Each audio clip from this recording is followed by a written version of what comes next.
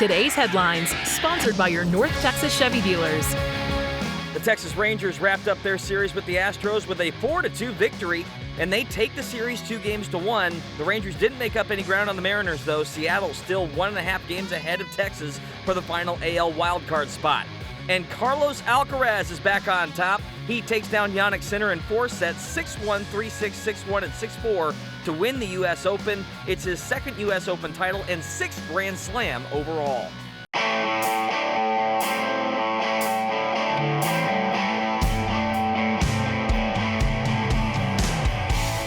Was not expecting Carlos Alcaraz to wear pink in the final today. That was an interesting choice.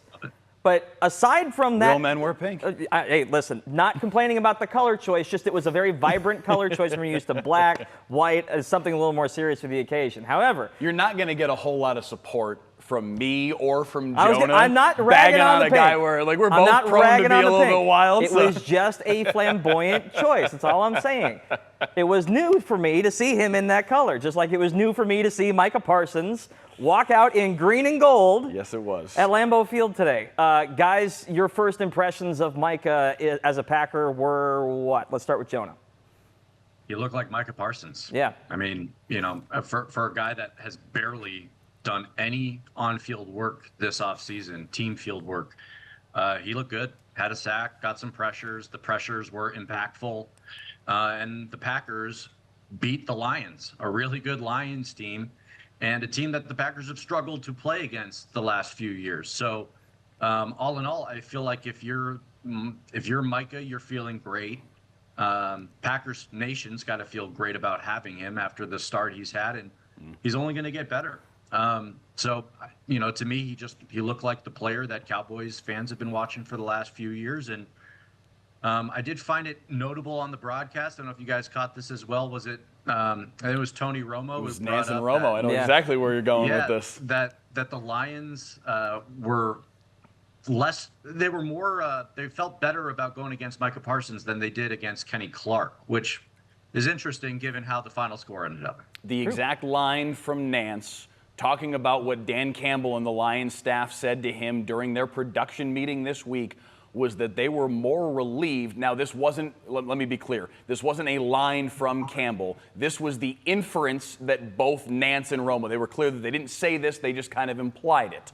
But the implication, the inference that Nance and Romo both said they took from meeting with the Lions coaching staff, in particular Dan Campbell, was that they were more relieved to not have to face Kenny Clark than they were worried to face Micah Parsons. That's a mouthful, and that's coming from a guy in Dan Campbell who, frankly, I trust his football opinion more than I trust Jerry Jones and Stephen Jones' football opinion. So my eyes definitely got a little bigger when I heard that comment. That was very interesting. And I do think, as a quick follow-up, Kenny Clark looked really good in his debut. He was a really solid rock in the middle for the Cowboys. So as the Kenny Clark apologist on the panel here, I liked it when Dallas got him. But I am also happy Micah Parsons is in Green Bay. Go ahead. I would imagine so. As our resident Packers fan, he's just fine with seeing number one out there terrorizing Jared Goff. He only played 29 snaps. I would add this. I think probably part of the reason why Dan Campbell and the Lions felt that way is because they've got really good tackles. And Penei Sewell's amazing. So exactly. You feel more confident against him versus Micah versus maybe an interior player.